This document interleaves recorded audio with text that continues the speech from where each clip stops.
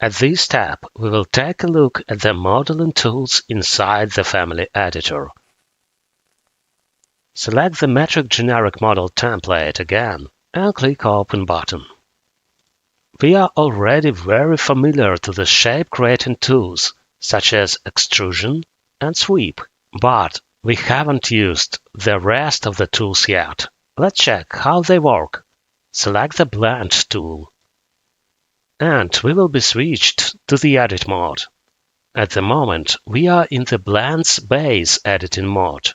I will select the Circle Drawing tool and draw an arbitrary circle. Next, activate the Edit Top command on the ribbon. The circle that was built earlier got pale. Draw a smaller diameter circle. We can switch between the Edit Base and Edit Top modes, and we can also activate the Edit Vertices command, which allows us to specify how exactly the shape will transition between the vertices of the upper and lower contour. For example, we can twist our form left or right. If we hover the mouse cursor over this command, Revit will give us a hint that will clearly show us how twisting works. There is also a Reset button, which you can use to reset the twist settings to their default values. Let's get back to the Modify tab and complete the blend form construction. Let's go to the 3D view. If we select an object, we can go to the Base or Top editing through the commands on the ribbon.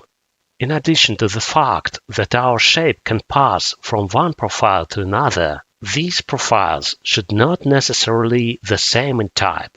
That is, we can have, for example, a circle below and a rectangle or some other arbitrary contour above.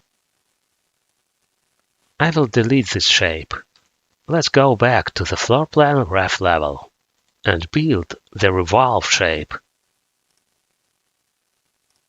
Here, in the Edit mode, we need to build a rotation profile. For example, I want to create a sphere. To do this, I will select an arc, which is drawn relating to the center and endpoints. Mark the center and draw this arc. I will turn the temporary size into a permanent one and assign a parameter to it. I'll call this one R. It will be an instance parameter. The rotation profile must be closed, so that I will draw an additional line. I will close the lock to attach this line to the reference plane. We have a closed rotation profile, but this is not enough. We also need to build an axis of rotation. To do this, activate the appropriate command on the ribbon. The axis is always a straight line, so we have only a few drawing tools. The axis line can be of arbitrary length, but it must also be attached to the reference plane. Hover the mouse cursor over the lock and close it. The sketch of the rotation shape is ready. Let's complete the construction. The sphere is formed. I'll turn the Shaded Visual Style on.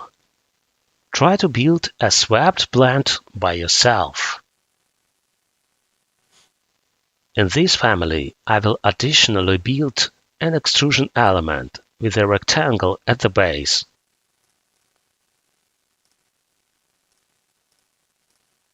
I will snap the rectangle to the center reference planes.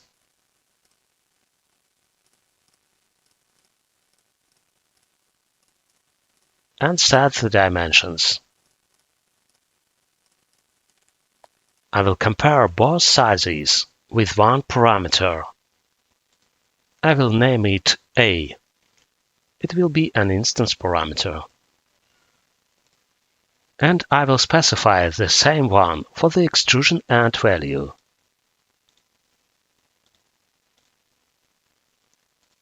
We got a cube. Let's set the visible parameter for it. I will call this one cube. And let it also be an instance parameter.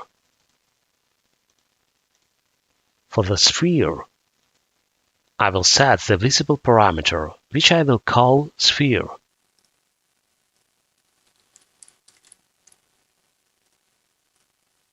Note that the rotation shape can be set to the start and to the end angle properties. Thus, for example, it is possible to form hemispheres or any open elements of rotation. We have two such objects, a sphere and a cube. Let's go to the Family Types window. Let's change the parameter values a little. We can turn both objects on or off. I can make the family behave like this, where the sphere and cube are not displayed in the same time. To do this, we need to write the formula down using the not operator that we are already familiar to.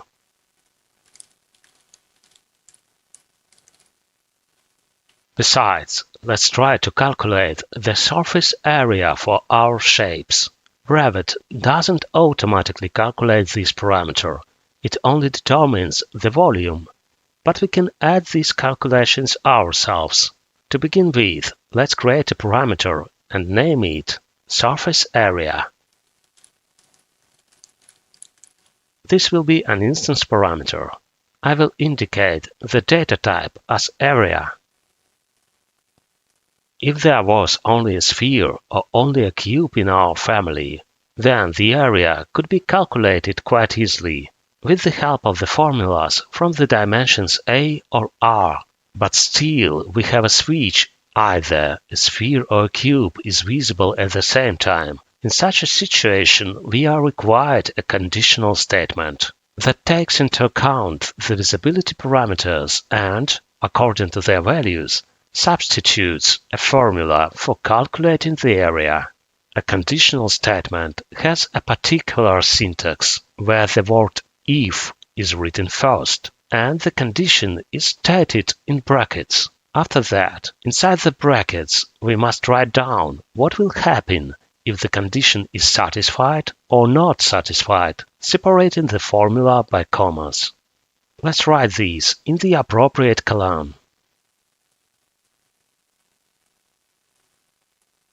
If, then we open the brackets. It is better to close them immediately, so that later you will not forget this symbol. I'll go into brackets. The activation of one or another parameter will constitute the condition. For example, the sphere parameter. The condition itself always returns one of two values, true or false.